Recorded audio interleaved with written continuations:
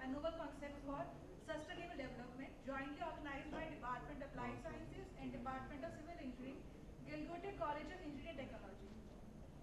Imagination is more important than knowledge, for knowledge is limited, whereas imagination embraces the entire world, stimulating progress, giving birth to evaluation. Once said by Albert Einstein, with this quote, we are now about to begin a highly anticipated session 2. I take this privilege to welcome our invited speaker, Professor Sanjay Kumar Sharma, Professor and Dean, School of Information and Communication Technology, Gautam Buddha University, Greater Noida. I request Dr. Vipin Kumar Srivastava, sir, to humbly welcome Professor Sharma with the platters.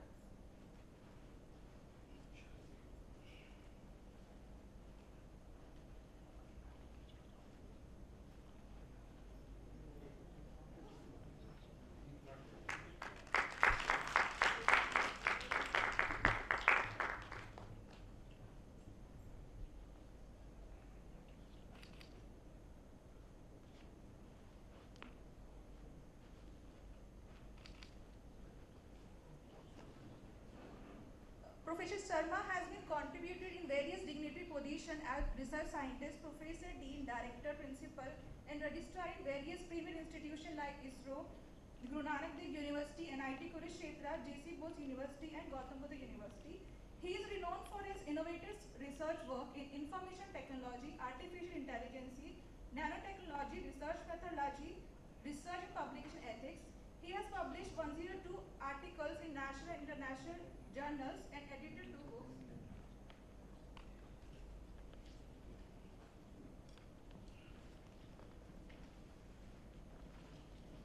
Today, Professor Sharma will be sharing insight on the topics ancient science and modern developments, which would help us understanding the progression of ideas, the evaluation of technology, and the social impact of scientific discovery.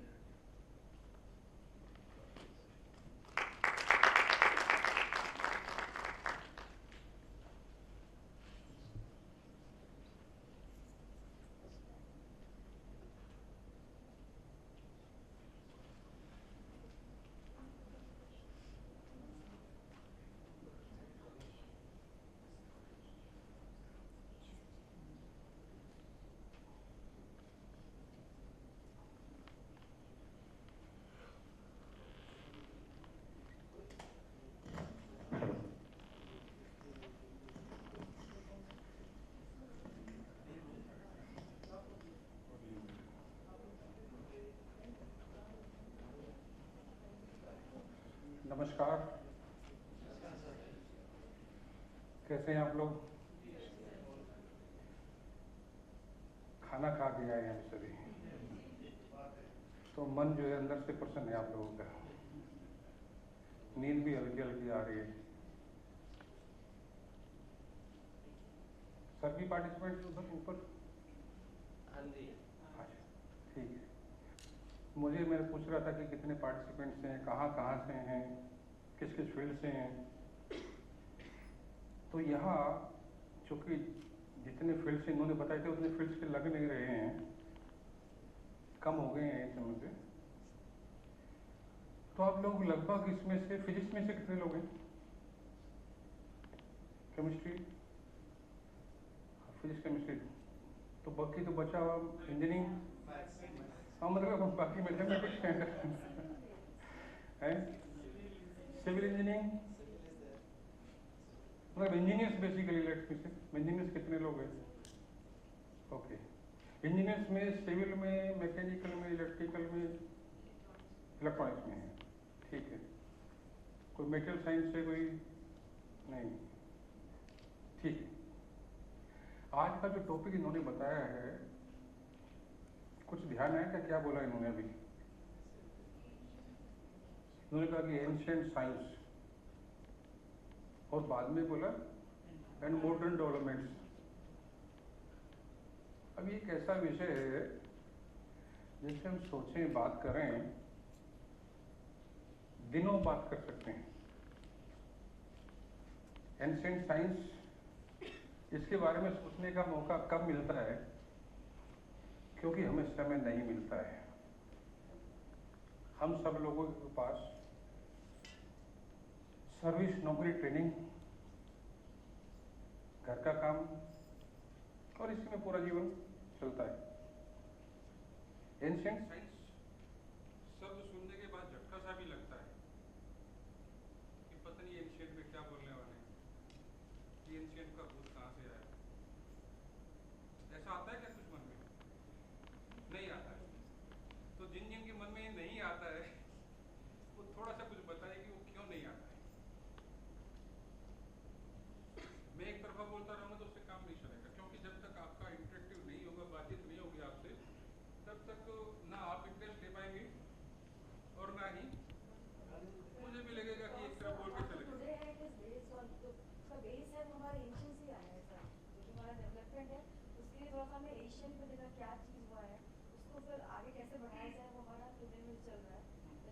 Knowledge नहीं होगी इसकी तो हम उसको आगे कैसे ले जाएंगे? मतलब आपका कहना है कि एंशिएंट इज एसेंशियली रिक्वायर्ड। तो जब हम एंशिएंट की बात करते हैं तो किसके एंशिएंट की बात करते हैं? भारत के। चलो भारत के मान लेते हैं। अभी भारत कौन सा भारत है? ये वैदिक भारत की बात कर रहे हैं, भारत देश की बात कर रहे हैं, या भारत राष्ट्र की बात कर रहे हैं? लेकिन प्रश्न स्पष्ट है ना। और जब वैदिक भारत की बात करते हैं तो फिर तो 7 द्वीप आते हैं और पूरे संसार में भारत का ही कब्जा मिलता है। जो संस्कृत के या इंग्लिश के स्कॉलर्स यहाँ पे बैठे होंगे वो बता सकते हैं। सर्वोटेबल है। ठीक है, चलो टेबल है ना। तो वो सब बता सकते हैं कि निश्चित रूप से पूरी दुनिया में आप लोगों का ही कब्जा था। ठीक है, प्रमाण उपलब्ध हैं, पुस्तकें उपलब्ध हैं। हाँ, हमें निश्चित रूप से कभी देखने का मौका फिर नहीं मिला, और देखने लायक थे तो हमारी जड़ों को इस तरीके से काटा गया था कि हम पढ़ने लायक बचे नहीं हैं। क्योंकि आपका कोई भी ग्रंथ हिंदुस्तान का उठा लीजिए, उसमें आपका सोशल लाइफ से लेके, एस्ट्रोनॉमी से लेके, एस्ट्रोलॉजी से लेके, आयुर्वेद से लेके, घर का जो शास्त्र होता है, पाक शास्त्र से लेके, कोई शास्त्र बचता नहीं है। छोड़िए, आप लोगों ने कभी घरों में कोई बुजुर्ग चला जाता है, गरुड़ पुराण कराते हैं, तो गरुड़ पुराण में पंडित तो खैर वो आजकल 60-64 पेज की छोटी सी पतली किताब लेके आता है, आरती सी कराता है, हम लोग भी घंटा बजा कर चल देते हैं। वास्तव में जब अगर ज्यादा भी नहीं, ओरिजिनल नहीं पढ़ना है, गीता गुरु उपदेश का है लगभग 600 पेज है। अगर ऑडियो बनाए तो उसका लगभग 90 लेक्चर्स बनते हैं, लगभग चाहिए आपको 90 घंटे चाहिए, इतना लंबा वो है। सीक्वेंस जहां से शुरू होती है, मतलब मैंने 80 के लगभग सुने, आगे तो सुन नहीं पाया, इतना लंबा चौड़ा, मुझे इतना ही मौका मिला था। तो उसमें वहां गीता भी वही बोल रही है, वहां वो भी वही बोल रहा है। आपस में तारतम्य भी इतना है सारे ग्रंथों में, यानी कोई एलिमेंट भी ढूंढना पड़े तो भी सब जगह एक ही दिखाई देता है। लेकिन जैसे 18 अध्याय गीता में कहे कि भैया जिसको जहां जो समझ में आ जाए वो समझ ले। कहा ज्ञान योग सबसे बढ़िया है, एक चैप्टर में कहा भक्ति योग सबसे बढ़िया है, तीसरे में तीसरा योग बढ़िया है, और उससे अगले में कहा जो इन सबको अलग अलग देखता है मालूम रखे। गीता में कहा हुआ है।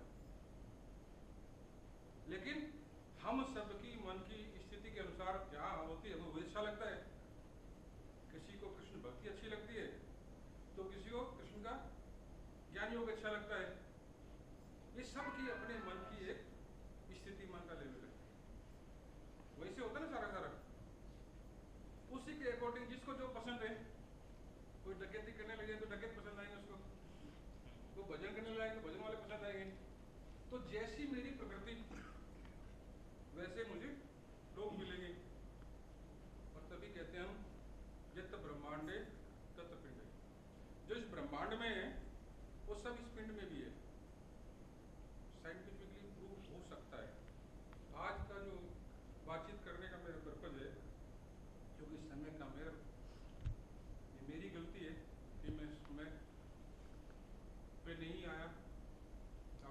भी आ गए थे। लेकिन कुल मिला के सच बातें करने का मन करता है। आप जैसे विद्वान मिलते कहाँ सुनने वाले, मुश्किल से मौका मिलता है। नहीं, जो और विद्वान थे वो तो चले गए लेकिन आप जैसे विद्वान कुछ मिल गए, उनसे बात करने का मौका कम मिलता है, और वो मिले आज फॉर्चुनेटली। विषय एंशिएंट वाला है और फिर साइंस वाला है। एंशिएंट को तो सीधा मान के चले भाई ठीक है, जो भी हमारा ट्रेडिशन से चला आ रहा है, मोटा मोटा ऐसा कह लें। अब वो पीछे कहीं तक लेके चले जाएं, अब वो चाहे द्वापर में ले जाएं, चाहे सतयुग में ले जाएं, चाहे फिर उनकी टेक्नोलॉजी को बदल दें कि वहाँ यांत्रिक, वहाँ मांत्रिक टेक्नोलॉजी थी, यहाँ यांत्रिक टेक्नोलॉजी है, यहाँ पे तीसरी टेक्नोलॉजी है। उनका सीक्वेंस वो कहते थे कि वहाँ पे कल्पना मात्र से सतयुग में जो है चीजें प्रकट होती थी। अगले में कहते हैं कि भाई वो मंत्र से चलता था, मंत्र किया और अपना तीर छोड़ दिया। आगे कहा कि भाई वहाँ मंत्र और ये वाला तो चला गया है, अब तो यंत्र वाला आ गया है, तंत्र भी चला गया है। तंत्र भी चला, तंत्र भी पूरा प्रैक्टिकल है। एक बार दिमाग में कीड़ा लगा कि भाई पढ़े ये तंत्र क्या होता है, तो पता लगा इतना विशाल प्रैक्टिकल जिंदगी है, प्योर एक्सपेरिमेंट सारे नेचर के साथ बाहर, ठीक है। और तो इस तरह का भी है। फिर बाद में ये यंत्र युग तो है ही सारा का सारा। इस सारे में एक सीक्वेंस किसी चीज की है, उसमें आप सब जगह कांस्टेंट है। सतयुग में अगर आप नहीं थे तो किसी की कहानी है, किसी की नहीं है। आगे भी आप ही थे और आज भी आप हैं। किसी चीज का परिवर्तन हो रहा है तो वो एक परसेप्शन जो आ रहा है, एक टेक्नोलॉजी जो आ रही है। आज हम मॉडर्न टेक्नोलॉजी की बात करते हैं, एंशिएंट भी करेंगे, मॉडर्न की भी बात करेंगे थोड़ी सी। मॉडर्न में तो क्या क्या मॉडर्न में दिखाई देता है? जो 2 मिनट कल्पना करके सोच लीजिए पूरा, भाई एंशिएंट में इतना, हमें आज यहाँ है, कल कहाँ होंगे उसकी बात भी थोड़ी सी कर लेंगे। कल्पना करने में कुछ नहीं जाता, ये तो फ्री का है ना अपना, इसमें खर्चा थोड़ी होता है कुछ। अगर मैंने कोई इमेजिनेशन करनी है तो अच्छी बड़ी करूंगा खूब सारी, तो सोच के देखें कहाँ। आदमी खड़ा होकर बात कर रहे हो, कल बताया कि अरे ऐसा प्रोजेक्टर आ गया, वो आदमी दिखाई देगा खड़ा हुआ, आ चुका है। अरे अब से 5 साल पहले देखें, जो आप सपना देख रहे हैं तो सपने को ब्लैक एंड व्हाइट में रिकॉर्ड कर सकते हैं। जापान कर चुका है बहुत पहले, 50,000 रुपए की मशीन थी वो, ठीक है। और आजकल तो एनएलपी आ चुकी है, जो चाहो एनएलपी मतलब कंप्यूटर वाली नेचुरल लैंग्वेज प्रोसेसिंग नहीं, न्यूरो लिंग्विस्टिक प्रोग्रामिंग, यानी आपकी ब्रेन की जो भाषा है उसको समझ के आपका इस्तेमाल करना है। न्यूरॉन्स की स्टडी, और उसको स्टडी करके अपने पर्पज के लिए जो भी चाहते हैं, मास हिप्नोटिज्म भी कर सकते हैं उससे। ये मॉडर्न टेक्नोलॉजीज में इस तरह की चीजें एडवांस में अभी नई टेक्नोलॉजी आ रही है। वैसे तो 1950 के लगभग फाइनमैन ने कहा भी था कि सुई की नोक पे जो है आप लोग पूरी दुनिया का डाटा रख सकते हैं। अभी मेरे पास एक छोटी सी पेन ड्राइव है, उसमें 1 GB डाटा है, फ्लैश ड्राइव होगी। और अभी आ रहा है कि न्यूरोलिंक, कि जो भी कंप्यूटर की हार्ड डिस्क का डाटा सीधा ब्रेन में ट्रांसफर हो जाएगा। ये प्रैक्टिकली चीजें मतलब चल रही हैं। ये भी प्रैक्टिकली डेमोन्स्ट्रेट हो चुका कि आपका डीएनए, यहाँ से डीएनए का कोई मटेरियल होता है, सिस्टम होता है उसका, तो उसको यहाँ पे उसको किसी फ्रीक्वेंसी में कन्वर्ट करके और यहाँ से जापान भेजना, ओरिजिनली डीएनए नहीं भेज पा रहे हैं, लेकिन हमने क्या किया, यहाँ से डीएनए वहाँ भेजना है, तो वहाँ उसने जो रिसीव जहाँ कर रहा है, रिसीव करने के बाद जो जेनेटिक मटेरियल होता है, जो भी जेनेटिक मटेरियल होता है उसको रखा और उसमें वो ट्रांसफर कर दिया, वो सेम पैदा हो गया। इससे बहुत साल पहले टाइम रिवर्सल की बातें, टेली ट्रांसपोर्टेशन की बातें। टेली ट्रांसपोर्टेशन, यहाँ खड़ा हूँ मैं तो पहले स्टार ट्रेक आता था, ऐसे खड़ा हुआ, कुछ रेंज निकले, मैं यहाँ से गायब और कहाँ दूसरे ग्रह में प्रकट हो गया, होता था कि नहीं? तो ये चीजें इमेजिनेशंस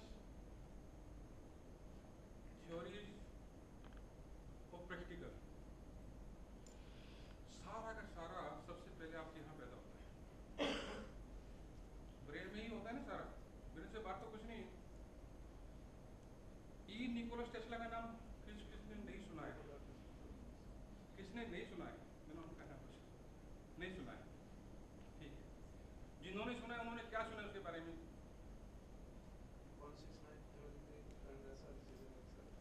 वो खड़े होकर बताओ तो सोच लो जो बताना चाहते हो आप। ये निकोलस टेस्ला ऑस्ट्रिया में पैदा हुआ, क्रिश्चियन फैमिली में था, 7-8 साल का था जब खूब भयंकर बीमार था, बुखार हो रहा था। उसकी माता जी बोली, बेटे तुम्हें मैं हे ईसा मसीह इसको ठीक कर दो और मैं इसको चर्च को पादरी बना दूंगा। उसको डर हो गया, वो बोला मुझे तो इंजीनियर बनना है। बोला मम्मी मैं 3 दिन में ठीक हो जाऊंगा, विद इन 3 days, लेकिन आप मुझे इंजीनियर बनाना है, पादरी नहीं बनना। एनीहाउ उसने 10वीं पास नहीं की, वहां से अमेरिका आ गया। खासियत क्या थी उसकी? दुनिया में कोई भी चीज उसने, कोई मशीन बनाई, कुछ भी बनाया, दुनिया भर की खोज की है और ऐसे ऐसे खोज की है जो उसको हम उम्मीद नहीं कर सकते कि वो धरती का जीता हुआ एलियन कंसीडर कर सकते हैं उसको। यानी उस समय पे उसने ये जो टेप रिकॉर्डर जिसकी बातें आप कर रहे हो, उस समय उसने बना लिया था। आकाश की बिजली को यूज करना, सड़क पे चलते हुए कुछ टावर्स बनाए जो 20 माइल्स जाने पे आपकी गाड़ी अपना चार्ज होती रही, पूरी दुनिया में घूमते रहो, कहीं आपको बिजली की चीज की जरूरत नहीं है। उसके इन्वेंशन इतने ज्यादा थे,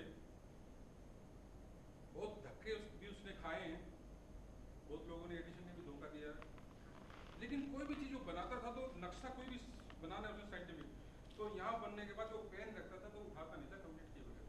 और कोई भी जगह ऐसे कट नहीं मारता था कि ये यहाँ नहीं होगा, वो चीज वही होती। तो किस तरह का व्यक्ति रहा होगा? वेटर का काम किया जब वहां गया। ये जो आपका डीसी, पहले एसी पे चलती थी पूरी अमेरिका, डीसी उसने बनाई, डीसी की बातचीत की, बोले ठीक है हम तेरे को रॉयल्टी देंगे, एडिशन में कि हम तुम्हें रॉयल्टी देंगे। बोले अच्छा। उसने नक्शा बना दिया, काम शुरू कर दिया, कंप्लीट कर दिया, बोले रॉयल्टी मेरी। बोला भाई हम लोगों की वो एक कि हम तो मजाक करते हैं ऐसे जो है अमेरिका वाले लोग जो हैं वो रॉयल्टी वॉयल्टी नहीं देते, उसने कोई नया वर्ड दिया था इंग्लिश में, छोड़ नया उसका वो है। उसने बोला कोई बात नहीं, उसने वही नौकरी छोड़ दी, फिर आगे चल दिया, फिर वेटर का काम शुरू कर दिया। यानी किस तरह की स्ट्रगल पढ़ना चाहिए ऐसे लोगों को, देखना चाहिए। फ्री एनर्जी का कॉन्सेप्ट उसी ने दिया है, कितने पेटेंट्स और कितनी इन्वेंशन साइड पे पड़ी हुई हैं, लेकिन वही नहीं, वो विवेकानंद से वो भी मिला है, रतन जी टाटा के टाटा भी वो मिले थे ना, जमशेद जी टाटा, वो भी उनसे मिले थे। सब लोगों को कहीं न कहीं लास्ट में भी और पहले भी वेदांत स्वामी विवेकानंद के बारे में सबने लिखा है, इवन आइंस्टाइन ने भी लिखा है, क्वांटम मैकेनिक्स के सभी विद्वानों ने लिखा है, जो समझते थे बात। उन्होंने ऐसा नहीं किया कि मैक्स मूलर ने पूरे वेदांत वेद लिख दिए और कहा हिंदुस्तान में कभी झांके नहीं आते तो पूरे वेद लिख दिए और अपने तरीके से समझो लिख दिए। मैक्स मूलर कभी हिंदुस्तान नहीं आया, लेकिन सारे वेद का ट्रांसलेशन चाहिए था, ज्ञान था। सामवेद समझ नहीं आया तो बोले तो गडरियों के गीत हैं, हिंदुस्तान में गडरिया रहते हैं, बकरी चराते हैं और वो गीत गाते हैं, समझ नहीं आया उसको। उसे क्या पता कि पिंगल छंद जो मेरु प्रस्तार भी करता है, मेरु प्रस्तार मतलब 5 साल का जो मैथमेटिक्स में आता है, मैथमेटिक्स में बैठे हैं, 5 छंद में जो पिंगल छंद है उसको ध्यान से देखें। सामान्य रूप से हमारे यहाँ किसी कविता का अर्थ निकलता है समाज के लिए, जब उसके आरोह अवरोह को देखते हैं, मैथमेटिक्स को देखते हैं, उसके इसको देखते हैं तारा स्ट्रिंग को, तो म्यूजिक निकलता है उसमें से।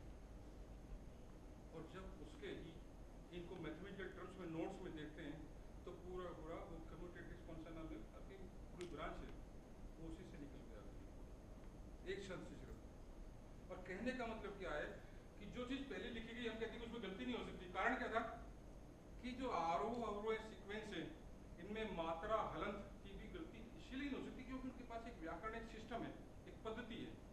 कोई नई चीज डालना चाहे नहीं डाल सकता, लेकिन सारी चीजें सूत्र रूप में है, सूत्र रूप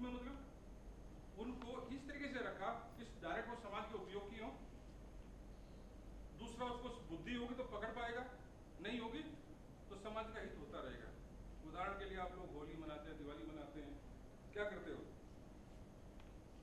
दिवाली आने वाली है, सफाई करेंगे। क्यों? ठंड होने वाली है। घर से बाहर अभी तक रह रहे थे, घर के अंदर अंधेरे में, और उसमें बहुत सारी बैक्टीरिया होंगी, बड़ी सारी चीजें होंगी, तो उनको निकालना है बाहर। क्या सिस्टम बनाया? सूत्र क्या फाइनल? घर में आपस में, अरे कहीं भी अंधेरा रह गया तो लक्ष्मी लूट जाएगी। अब लक्ष्मी को किस तरीके से समझ लीजिए भाई, जो बैक्टीरिया का लाइफ है वो अलग अलग तरह के बैक्टीरिया की अलग अलग लाइफ है। अब वो अंधेरे में रह के बैक्टीरिया का लाइफ अपने तरह का, उस जगह पे वैसे ही बैक्टीरिया पैदा हुआ है। अब उसके लाइफ को अगर आपने खत्म करना है तो उसको लाइट चाहिए इतने टाइम। जैसे आपका अभी आया था ना 9 दिन का नौ तपा बोलते हैं। अब 9 तपा का कितना बड़ा साइंटिफिक महत्व है, कोई समझा किसी ने?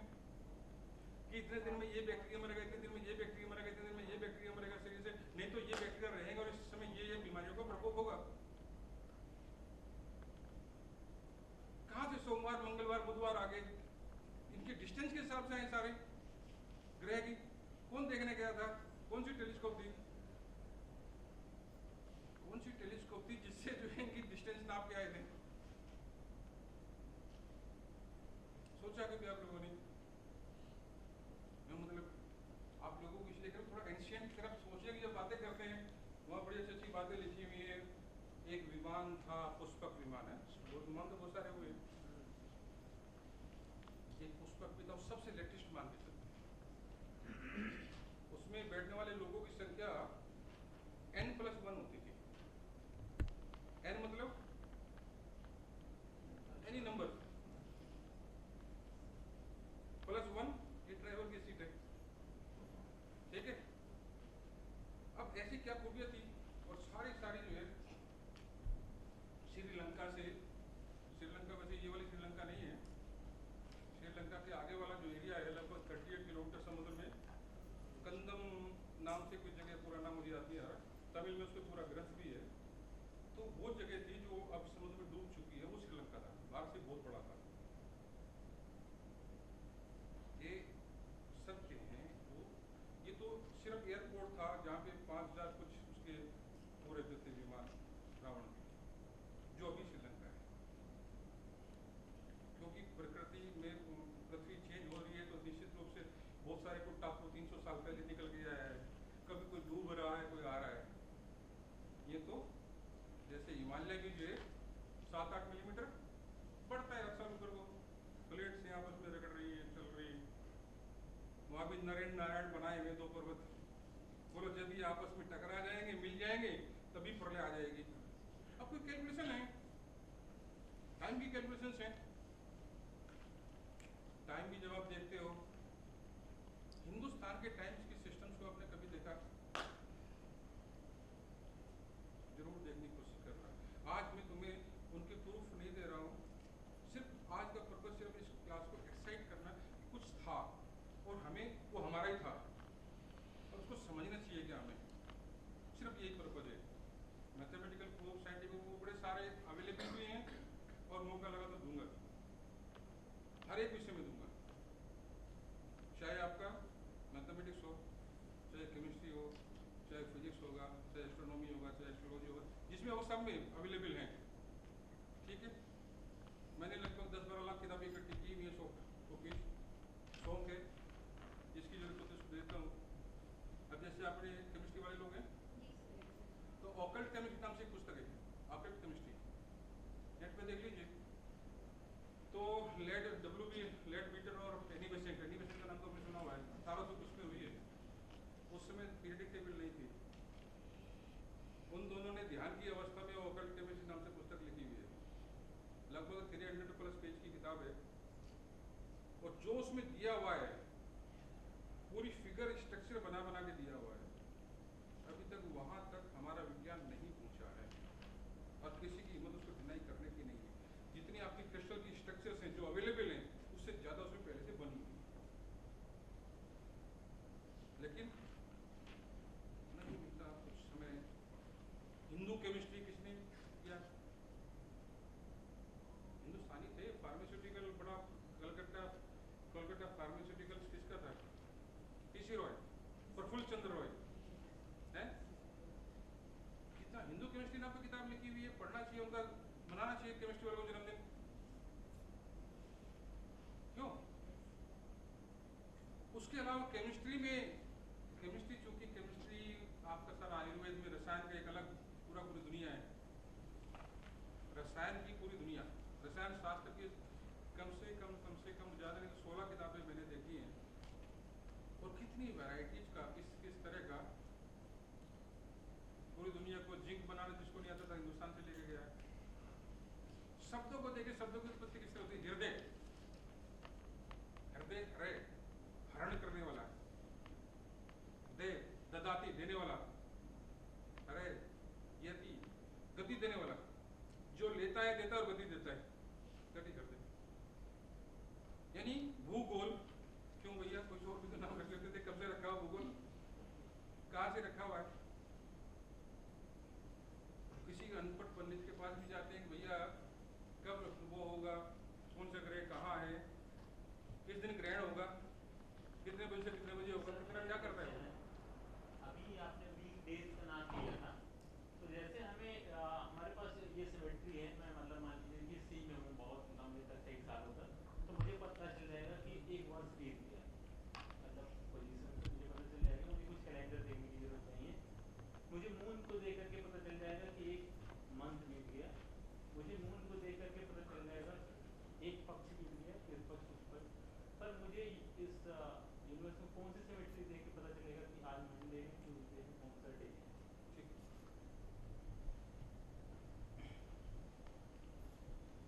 प्रसंग किसको स्पष्ट हुआ इनका?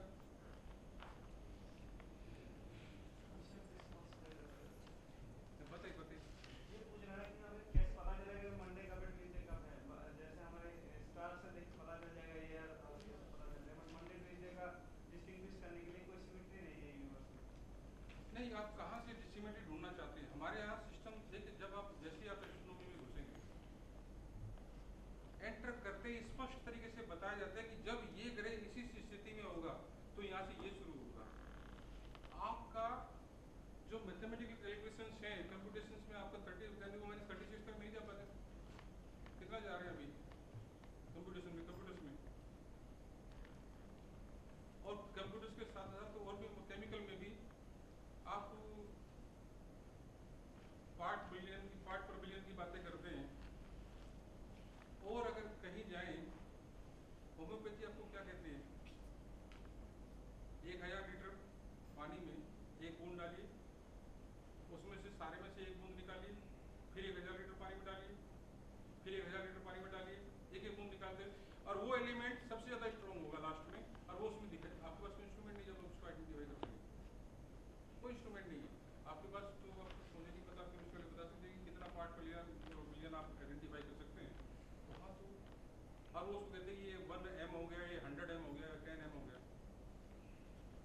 पावर, होम्योपैथिक पावर ऐसे डिफाइन करते हैं ना कि कितना ये पावरफुल हो गया, यानी जितना डाइल्यूट उतना पावरफुल।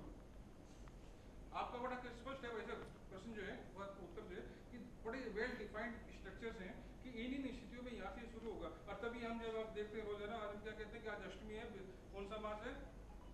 सर मून को देख के हमें पता चल जाता है कि आज प्रथमा द्वितीय तृतीय कौन सा पक्ष में। जब ऐसा पूरा पता नहीं लगता, आप ऐसे कहो कि उसकी स्ट्रक्चर से पता लग जाता है। मून का जो साइज है, मून की जो स्थितियाँ हैं, आपकी जो पृथ्वी की स्थिति है, उससे परफेक्टली आप पता लग सके, ऐसा संभव नहीं है। वैसे ही आपको जैसे देखिए, आपका यहाँ पे दिल्ली में जंतर मंतर बना हुआ है, आपके टाइम डायल घड़ी बनी हुई है, ठीक है, बनी हुई है ना। कहने मतलब उन चीजों पे आपने एक सिस्टम बनाया है, आपके मंदिर बने हुए हैं कि सूर्य का इस महीने में लाइट इस दरवाजे से जाएगी, मंदिर बने हुए 12 के 12 महीनों में हर उससे अलग अलग दरवाजे से लाइट अंदर जाएगी। यानी किस तरीके से कितना सिस्टमेटिक आपके जितने ज्योतिर्लिंग बने हुए हैं, वो सारे एक स्पेसिफिक उसमें बने हुए हैं। कौन सा जीपीएस स्थान के पास में बचा, एक ही उसके ऊपर बनाना। उसके साथ साथ आप कहा दूसरा ये यहाँ पे आपका बड़ा प्रसिद्ध मंदिर है सोमनाथ का। सोमनाथ के मंदिर से और सीधा चले जाएं उस दिशा में, तो वो सीधा का सीधा अंटार्कटिका पे पहुंचता है, बीच में कोई टापू नहीं है, ठीक है। ऐसी ऐसी एविडेंस अवेलेबल हैं चीज़ों के, बस थोड़ा सा घुसने की जरूरत है, पर नज़र तो मारे, देखे तो कि है क्या हर चीज़ में। मैं अभी उसका पुष्पक विमान की बात कर रहा था, तो पुष्पक विमान का मैंने बताया कि कितने लोग बैठ सकते हैं, साथ में उसकी स्ट्रक्चर्स के बारे में था कि वो किस किस तरह की शेप ले सकता था। 6 घंटे में वो श्रीलंका से विवेकसन ने कहा था, विवेकसन को दे दिया था कि तुम्हारा विमान तुम जानो, तो मैं तुम्हारे पूरे परिवार को वहाँ छोड़ के आऊँगा अयोध्या। तो पहले वानर सेना माहूकारी थी। एक किताब है हनुमान थ्रो दी एजिज भाई अमृतलाल, हनुमान थ्रो दी एजिज, ठीक है। आपको कितना उसमें लगता है कि कितने युद्ध में लोग लड़े होंगे, कितना बानर लड़े होंगे, कुछ अंदाजा सोचा हो? हम लोग तो रामलीला देख के वही 4 बंदर इधर से कूदते दिखाते, 4 इधर से दिखाते, कितने लड़े होंगे? इतनी अभी जनसंख्या नहीं थी दुनिया की जितनी उस युद्ध में।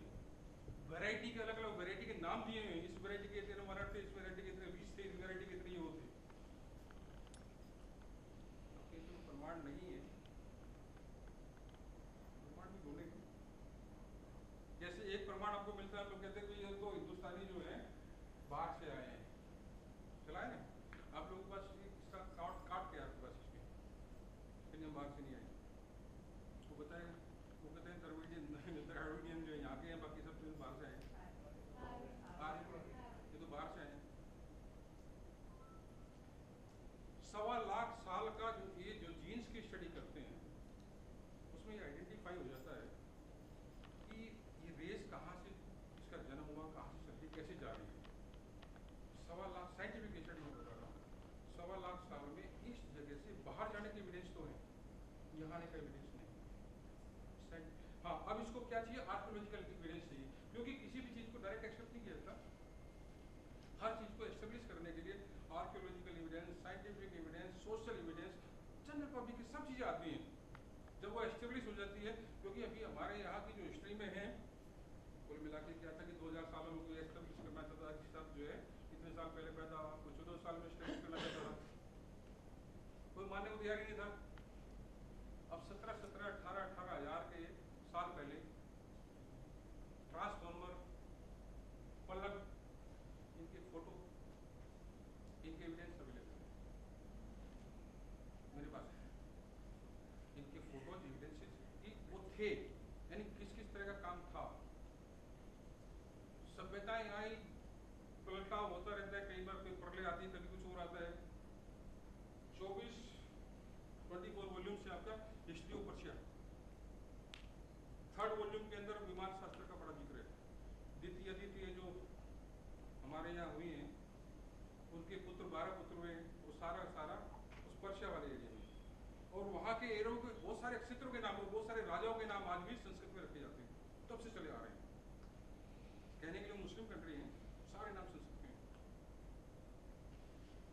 ये तो आपकी संस्कृति का फैलाव था, है, लेकिन उसमें कुछ था, और मैं क्यों पढ़ूं, मैं क्यों सुनूं? था होगा, क्यों?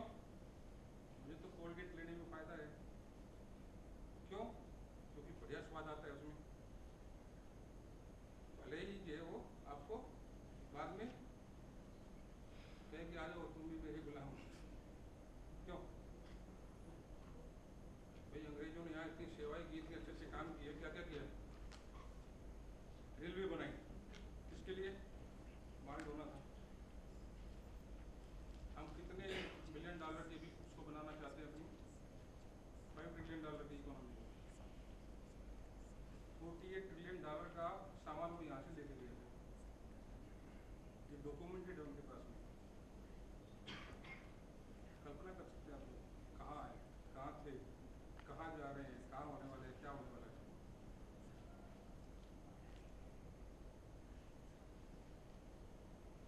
खैर, मेरे कहने से नहीं, आप लोग जो है अपनी भी कुछ बात बताइए, क्योंकि आप लोग सब विद्वान लोग हैं, बड़े बड़े विद्वान बैठे हैं, और मैं अपनी बात करता रहूँ तो उसमें एक तरफा बात लगती है। आप लोगों ने भी बहुत सारी चीज़ देखी है भैया। आप तो हमने भारत की बात की, भारत के उदय की बात करी, भारत का भाव प्रकाश रथ लीन, जो ज्ञान में लीन है, कोई नाम ही नहीं है। क्या कहा?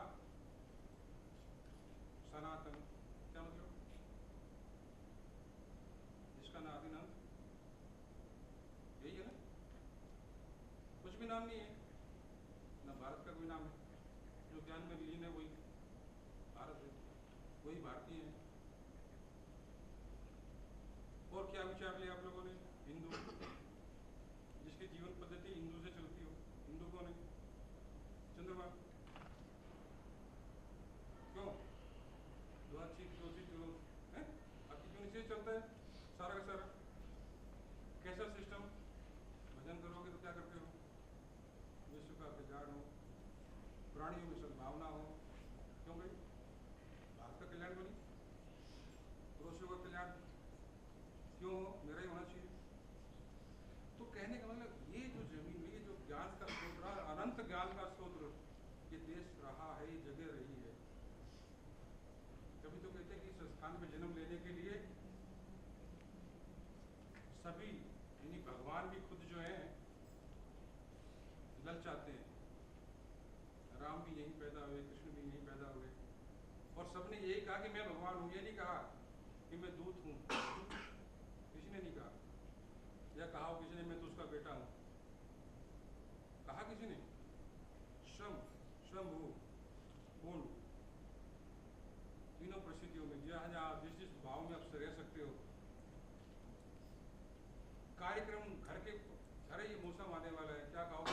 कृष्ण जी का जन्मदिन है, लड्डू पेड़े बनेंगे, दूध बनेगा, दूध की बनी मिठाइयाँ बनेंगी। अरे इस मौसम में बारिश आ रही है, दूध खराब होगा, चढ़ाओ। दो प्रकृति को, दो जानवरों को, दो जीवों को, प्रकृति के पेट में पड़ जाता है, पूरे दिन दूध रखता है क्या? अगर 2 बार 3 बार गर्म ना हो तो शाम तक, नहीं तो फिर खाने का सोडा मिलाओ। क्यों? तो ऐसे जीवन का सिस्टम सारा का सारा, ऐसी पद्धति जिसमें जीने से आप स्वस्थ रह सके, लंबा जीवन जी सके। सात लेकर जी, सात लेकर का नाम सुना है? सात लेकर वेदों पे भाष्य लिखा है उन्होंने, बड़े प्रसिद्ध व्यक्ति रहे हैं, महाराष्ट्र के थे। 60 साल की उम्र के बाद बोले, मैं कहते हैं लोग 27 इसमें लिखा हुआ है, जीवित वर्ष 100 साल तक जिए। कैसे जी सकते हैं? मैं वैदिक जीवन जी के देखता हूँ। 104 वर्ष के जीवन आत्मा उसमें गए हैं, और 60 साल के बाद वेद पढ़ने शुरू किए थे। 104 साल का जीवन।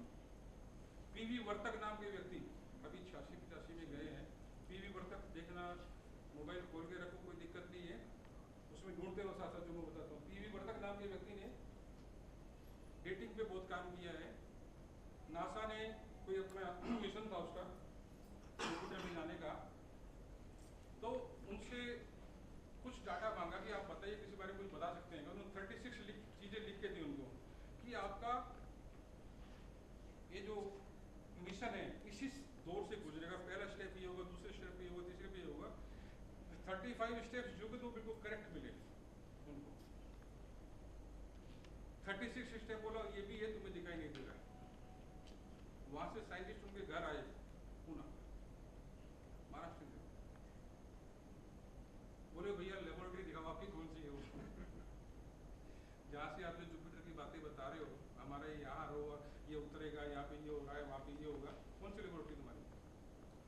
बोला मेरे पास कोई लेबोरेटरी नहीं। बोला नहीं नहीं आपके पास लेबोरेटरी है। अच्छा चलो, छत पे ले गए, एक छोटी झोपड़ी बनी हुई थी, वहाँ पे एक छोटा सा आसन रखा हुआ था। बोले ये आसन मेरी वो है। बोले इसका मतलब? बोला इस आसन पर बैठता हूँ मैं, कहीं भी चला जाता हूँ।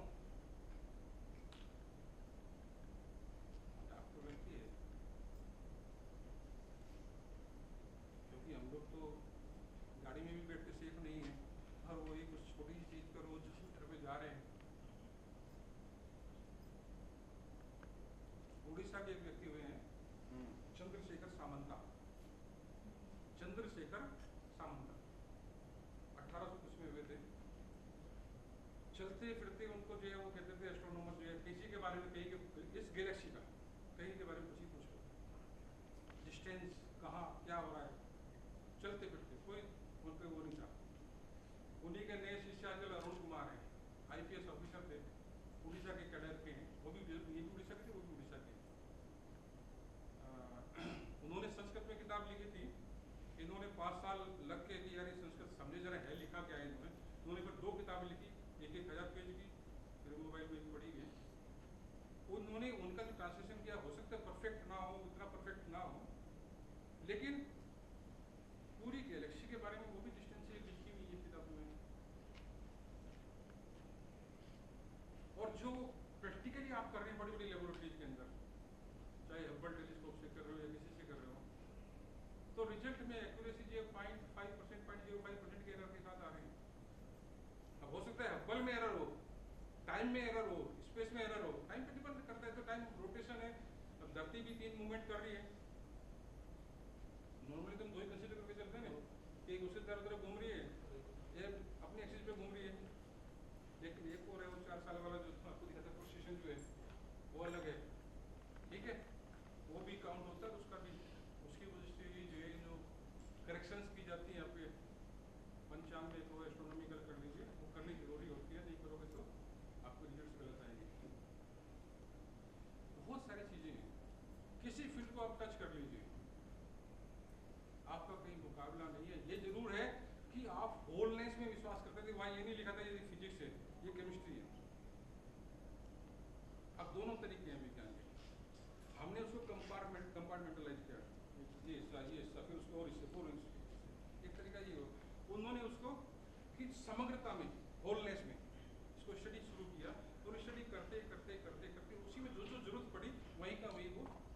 तो एक व्यक्ति कहीं की फील्ड का ज्ञाता था, मैथमेटिक्स की बात करते हैं, 56 मैथमेटिशियंस एंशिएंट टाइम के, रामानुजन तक 56 है, मोटे मोटे से जो वेल नोन है। आर्यभट्टियम 1 और लीलावती, भास्कराचार्य 1, भास्कराचार्य 2 किताबें हैं।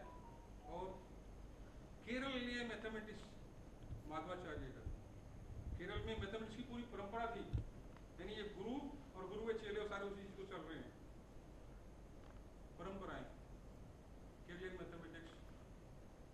अब चूंकि वो कभी हमने देखे नहीं है, देखने का मौका नहीं मिला है, समझाने वाला नहीं मिला, किताब मिल गई समझाने वाला नहीं मिला, और किसी ने लिख भी दी, जैसे आपके सुब्रमण्यम में है कि मुंबई के राव, अब उनकी किताबें कोई 23,000 की, कोई 29,000 की, कोई 34,000 की लिखी है, उन्होंने संस्कृत के विद्वान है, लेकिन उन्होंने उसमें लिखा है, काम किया उन्होंने।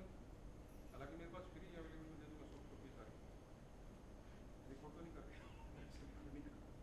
ठीक है। तो कहने का मतलब कि आपके पास बहुत कुछ है, बस करने की इच्छा, और करने की इच्छा, क्योंकि पेट भरने की इच्छा पहले आ रही है, और जब तक वो नहीं भरेगा तो करेगा कब। और वो ट्रेनिंग इस तरीके से दी गई कि कुछ करने लायक मन में विश्वास उतना रह नहीं पाया।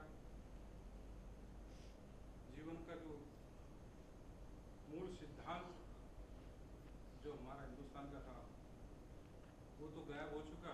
तो कारण क्या हुआ कि पहला सिद्धांत पेट भर जाए, कोई मजदूर पेट भरते भरते मर जाता है, दूसरा पैसा कमाते कमाते मर जाता है, चौकीदारी करते करते मर जाता है, तीसरा नाम कमाते कमाते मर जाता है, चारों तरफ टेम्पल बनाऊंगा, नाम कमा रहा चारों तरफ जो है, और कुछ नाम कमाने के बाद जो है कुछ सोचते कि कर कौन रहा है सारा। तो ये थॉट भी यहाँ पे हमारे यहाँ जीवन का जो लक्ष्य है, उस लक्ष्य को कभी अलग नहीं रखा गया। सारे कर्म करने, लक्ष्य वहीं पहुंचना, किसी भी रास्ते से अनंत मार्ग सेम जगह पहुंचने वाले।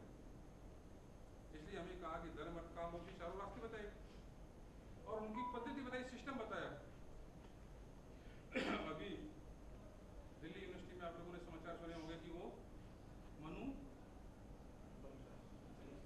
संहिता को पढ़ाना चाह रहे थे लॉ में।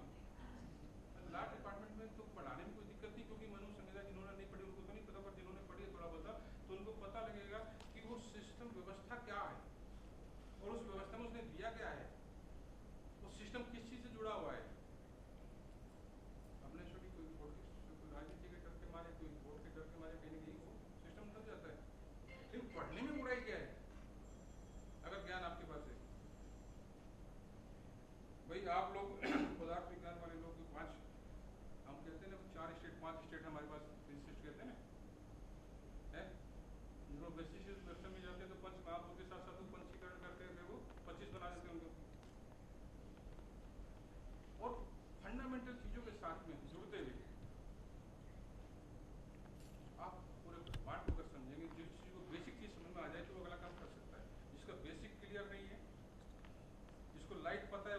आए, फिर चाहे लाइट एनर्जी किसी फॉर्मेट में लेके आए इलेक्ट्रिसिटी को, जिसको पता लग गया कैसे होती है। उदाहरण लेके चलते हैं आप लोग माइक्रोवेव इलेक्ट्रॉनिक्स के बैठे ना, तो माइक्रोवेव में कैसे काम करता है माइक्रोवेव?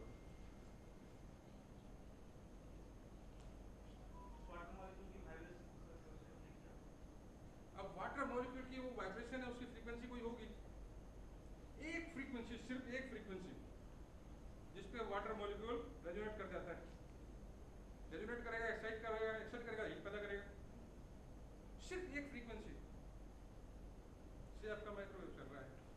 तो फ्रीक्वेंसी कितनी है? इलेक्ट्रोमैग्नेटिक स्पेक्ट्रम की रेंज क्या है? माइनस इन्फिनिटी प्लस इन्फिनिटी के ले जाओ तो इतनी फ्रीक्वेंसी आपके पास है।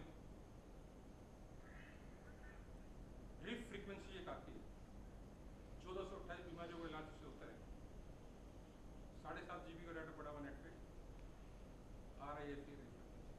कहने का मतलब जो समझता है, जो जानता है, वो कुछ भी कर सकते हैं। आजकल क्या कर रहे हैं आप लोग? सारा इलेक्ट्रोमैग्नेटिक रेडिएशन से चल रहा है सारा सिस्टम। बैठे हैं, बात कर रहे हैं, सुन रहे हैं, रिकॉर्ड कर रहे हैं, क्या है? आप लोगों के जीवन में वास्तव में बाहर से किसी एनर्जी की जरूरत नहीं है। हाँ, लेकिन हम लोगों के एडिक्शन, मैं लेक्चर में शायद कुछ ऐसी बातें कह रहा हूँ जो पब्लिक में रिपोर्ट नहीं होनी चाहिए। जब आप फ्री की चीज़ें खाते हैं तो तब आपका मन क्या कहता है? मैं दिल्ली में जाता हूँ अपने मित्र के घर पे कभी, तो उसके अकेला आदमी रहता है, 5-6 पंखे चल रहे हैं, एसी चल रहे हैं, तो क्या जब बिल बिल थोड़ा बहुत आता है, दिक्कत नहीं है। मानसिकता किस चीज़ ने खराब की? ये अमीरत दिखाने का तो वो नहीं है कि मैं अमीर हूँ इसलिए मैं सब चीज़ चला रहा हूँ। अगर मुझे जरूरत है तो पंखा बंद करो, लाइट बंद करो, मेरे उसी पंखे लाइट से कोई और गरीब परिवार का घर चलेगा। लेकिन नहीं, मुझे आदत ही डाली गई है कि बिल आएगा नहीं इतनी यूनिट तक, तो क्या दिक्कत है?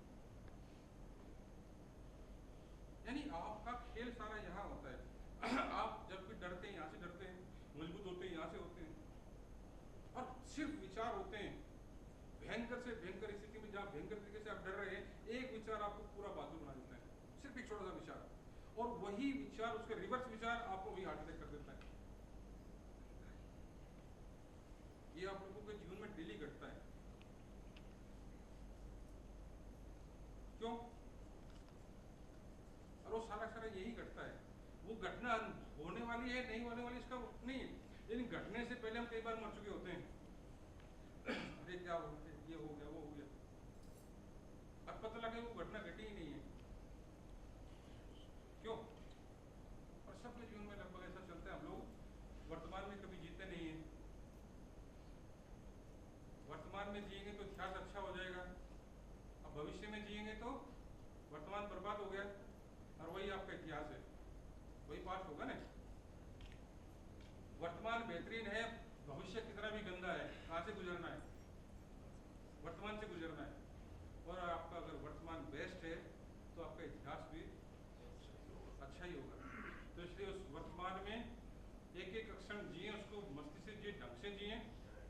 आगे आने वाले डर है उन सब पे ना, जो आज आपने कर दिया वही परिणाम देगा आगे सारा।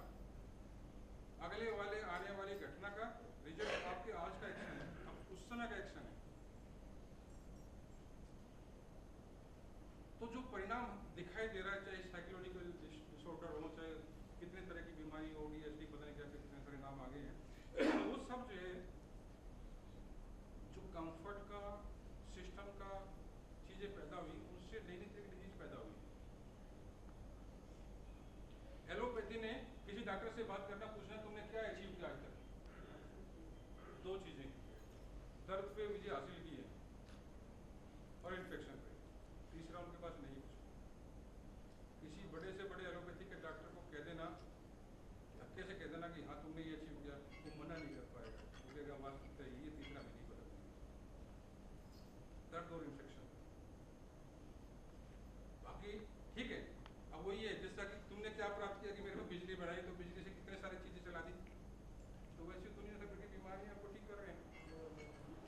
और इसी बेस पे आपके यहाँ कितनी तरह की पैथीज हैं, होम्योपैथी, एलोपैथी है, मैग्नेटोथेरेपी, वाइब्रेशन थेरेपी और टेलीपैथी और मतलब इतनी सारी हैं, मैग्नेट कितने सारे हैं और वो कितने सारे प्रभाव दिखाते हैं। और फिर आगे पीछे की और चीजें आती हैं। मैं समय ज़्यादा तो नहीं ले रहा हूँ, मुझे बता दे रहा हूँ उस हिसाब से मुझे, हालांकि विषय अच्छा लग रहा है, अच्छा लग रहा और है। विषय शुरू नहीं हो पा रहा अभी सब जाना था, क्योंकि मैंने पहले कहा था कि समय जो है कम है और विषय इस तरह का है जिसमें मैं स्लाइड दिखाऊंगा तो फिर एक एक विषय शुरू हो जाए, बहुत सारे विषय हैं और फिर उन विषयों पे सारी चीज़ें कहाँ कैसे शुरू हो, बड़ा लंबा चौड़ा काम है, ठीक है। लेकिन निश्चित रूप से हम लोगों को ये जागरण का समय है कि हम लोग थोड़ा सा समय तय करें, एक हफ्ते में सिर्फ 30 मिनट मैं अपने कुछ एंशिएंट चीज़ों को देखूंगा, उस पर विचार करूंगा। भाई इससे ज़्यादा तो समय नहीं मिल पाएगा, क्योंकि मुश्किल से देखो हम लोगों की सबकी एज भी लगभग 40 प्लस तो है ही, है तो आगे 40 साल और मुश्किल से जिंदगी के 20 साल सोने के हैं, तो कम से कम उसमें से भी 8-10 घंटे और खाने पीने का हिसाब किताब उनका देखो 300 घंटे मुश्किल से मिलेंगे आपको जिंदगी में आगे जो। उन 300 घंटों को किस तरीके से आपने जीना है, घंटों में हिसाब किताब भले ही वो खा पी के कैसे लंबा दिखाई दे, लेकिन आपके एक्शन का समय उतना ही है और उस एक्शन के समय को आप लोगों ने किस तरीके से, उसी से आप चमत्कार पैदा कर सकते हैं, उसी से आप जो चाहे पैदा कर सकते हैं। बस एक बार ठीक से बैठ के सोचना, समझना और सामूहिकता बड़ी महत्वपूर्ण है। सब लोग शांत हों, मैं जब शांत हूँ तभी दूसरे की संभावना है कि उसको शांति दे सकता हूँ। अगर मेरे अपने पास शांति नहीं, दूसरा कहाँ से ले लेगा? तो निश्चित रूप से खुद शांत होना शुरू करोगे। गुस्से को आने के बाद में 1 सेकंड, 2 सेकंड, 3 सेकंड, 5 सेकंड विराम ले लोगे, तो गुस्सा तो आया, देख ले क्यों आया है, तो शायद कई समस्याएं सुलझ जाती हैं। आजकल परिवारों की स्थिति आपको सबको पता है। संडे का दिन है, मियाँ बीवी रहते हैं, दोनों कंपनी में काम करते हैं, सुबह संडे का दिन था तो हस्बैंड ने चाय बनानी थी और नहीं बनाई, झगड़ा हो गया। अब झगड़ा बना दिया तो तालाक तक बात पहुंच गई तुरंत। गुड़गांव का केस है, रियल केस है, हमारे दोस्त को फोन आया, वो समझ गया मामला कुछ नहीं है, बोला कल शाम को मेरे ऑफिस में आ जाना, मैं कल देखता हूँ। कोई नहीं आया, कल शाम को उन्होंने फोन किया, हाँ भाई तुम आए नहीं, उन्होंने बताया कि सर निमट गया काम। कई बार मेरा भतीजा है, मुझे नमस्ते नहीं करता, उसका फादर एक्सपायर हो गया था, उसको जमीन नहीं दूंगा। केस लड़ रहे हैं 100 साल 150 साल तक, यही मुद्दे हैं समाज में। मेरी नाली है, पानी में उधर उतार सकता था लेकिन इधर ही डालूंगा, यही झगड़े हैं। मतलब सामान्य समाज में क्या झगड़े हैं, परिवारों में क्या झगड़े हैं, थोड़ी सी ईगो, थोड़ी सी नाक ऊंची है, तुमने ऐसा कैसे कह दिया, अरे मेरे घर वालों को क्यों कह दिया, तुमने मेरी सिस्टर को कैसे कह दिया। थोड़े से कोऑर्डिनेशन, थोड़े से होश से चीजें एकदम बदल जाती है सारी। वहीं जहां पहले महाबुद्धू दिखाई दे रहे थे, वहीं महाविद्वान दिखाई देने लग जाते हो। अरे अच्छा, ये तो अच्छा भी सोचता है मेरे बारे में। मतलब किसी को जो हमेशा ये सोचता है कि तो बहुत दुश्मन है मेरा, उसको ये एहसास आप करा दो कि नहीं, कभी कभी अच्छा भी सोचता है, ये क्या खर्चा होता है इसमें। अहंकारी तो है छोटा सा, क्यों? तो कहने का मतलब कि दुनिया को सुंदर बनाने के लिए एक सामंजस्य, और इस सामंजस्य के लिए जो प्रेरणा है, जो मूल सूत्र है, वो आपके ग्रंथों में है। ये मेरा पूरा विश्वास के साथ साथ जो मेरी खोज कर रहे हैं, हम लोग काम कर रहे हैं, बहुत सारे लोग काम कर रहे हैं, और आप सबको भी मेरा आमंत्रण है कि जो भी जिस क्षेत्र में काम करना चाहते हैं, एंशिएंट साइंसेज में, एंशिएंट सोशियोलॉजी में, एंशिएंट इकोनॉमिक्स में, जिस भी एरिया में काम करना चाहता है, तो वो हमें संपर्क कर सकता है। किसी भी बुक्स, लिटरेचर, जो भी कुछ उनको चाहिए। हमने 108 साल से दिल्ली के अंदर 160 साउथ एवेन्यू एक लाइब्रेरी बनाई हुई है, वहाँ आप कभी भी जाइए, एंशिएंट लिटरेचर 7-8 हज़ार किताबें अभी हैं, वहाँ जाके अपना बिल दीजिए, पुस्तक दीजिए, आपको पैसे मिल जाएंगे, पुस्तक वहाँ आप पढ़िए, कभी भी जाइए, सबके लिए खुली हुई है, ठीक है। किसी भी विषय पे कोई किताब नहीं मिलती है तो मुझे मेल कर दे, ये किताब नहीं मिली सर।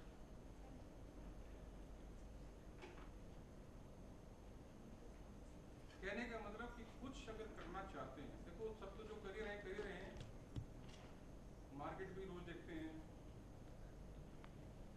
मार्केट में स्टॉक एक्सचेंज और कई लोग तो स्टॉक एक्सचेंज इलेक्शन करते करते भी दिक्कत हो जाता है कि यार भागो निकल जाएगा। मतलब कहने का ये अलग अलग तरह के एडिक्शन हम लोगों ने पाले हुए हैं। एडिक्शन है, ये सारे अरबपति चौकीदार हैं। एडिक्शन को भी देखो, अब कहते हैं के ऊपर काम कर रहे हैं, ठीक है, without addiction life is not possible. ठीक है, लेकिन एडिक्शन का क्या कहते हैं कि भाई एक तो छोटा सा स्वार्थ है और एक बड़ा स्वार्थ है, एक छोटा स्वार्थ है, एक बड़ा स्वार्थ है, तो कौन से स्वार्थ को चुनेगा? भाई मैं इस दुनिया के लिए एंशिएंट साइंस की बात कर रहा हूँ, तो ये छोटा स्वार्थ है, छोटा स्वार्थ नहीं बड़ा स्वार्थ है। अगर बड़ा स्वार्थ है तो उसको समाज के लिए, सोसाइटी के लिए, देश के लिए, राष्ट्र के लिए, समाज पूरे विश्व के लिए। और अगर मैं कहूँ कि भाई ये मेरा ही पैसा, मेरा ही घर भरेगा, तो किसका? तो इस पे डिपेंड करता है आप कहाँ सोचते हैं। भाई आपका छोटा होना और बड़ा होना किसी पे डिपेंड करता है। आदमी तो ओके वही है, सेठ तो वो का वही है। अब पूरे समाज में जो व्यक्ति जहाँ बैठा हुआ है उसके पीछे कुछ लॉजिक्स हैं, कुछ रीजन्स हैं, वैसे नहीं बैठता, नहीं बैठ सकता, भले ही उसमें एक अक्षर में आता हो। लेकिन अगर ध्यान से आप देखोगे तो कोई ना कोई प्रॉपर्टी जरूर वहाँ है जिसकी वजह से वहाँ बैठा हुआ है। हम लोग जलते तो रहते हैं, उगते भी रहते हैं, दर्द भी होता रहता है कि भाई ये यहाँ क्यों पहुँच गया, यहाँ क्यों पहुँच गया, यहाँ क्यों, मैं यहीं क्यों पड़ा हुआ हूँ, मैंने इतना काम किया, इतनी मेहनत की है, लेकिन कुछ न कुछ जो है ध्यान नहीं आता। कई बार तो दर्द वैसे बढ़ता रहता है। तो कुल मिला के आप सब लोग जो हैं सुपर पावर है, ये रियलाइजेशन रहे, और इस रियलाइजेशन के साथ साथ अपने दायित्व को समझना। जिस जमीन पे पैदा हुए हैं, जहाँ के लिए जो छोटा मोटा मन के अंदर कर्ज है, जिस समाज ने हमें खड़ा होने की हिम्मत, बोलने की हिम्मत, चलने की हिम्मत दी है, उसके पीछे हमने क्या करना। जहाँ से वायु ली है, जहाँ का जल पिया है, जहाँ के पौधों की फूलों की खुशबू ली है, उन सबका भी तो हम पे जो है कुछ कर्जा है ना। उस कर्जे को उतारने के लिए हमेशा जो है शरीर तो मिट्टी है, सबको पता है क्या होना, सबको पता है, ठीक है कि नहीं? तो इसमें खड़े लगते रहे, क्योंकि यहाँ मंच पे आ गए हैं तो इसमें मुझे नीचे उतरने का इशारा है कि आप जाइए। धन्यवाद आप लोगों का। Thank you so much, Professor Sharma, for your informative, enlightening and thought-provoking talk on ancient science and modern development.